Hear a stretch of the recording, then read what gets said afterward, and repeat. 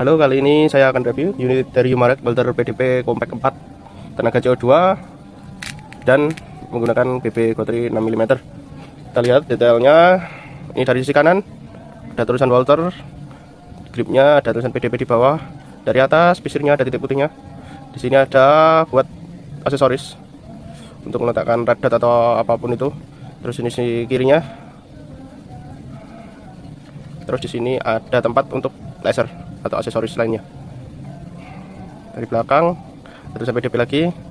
Dari depan, dari bawah ini yang penting ada fitur safety. Kalau putih S, ada tulisannya S berarti safety. Kalau kita geser merah dengan tulisan ada hurufnya berarti fire, siap tembak.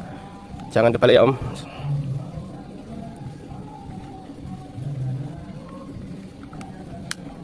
Langsung saja kita tes performanya, kita isi dulu.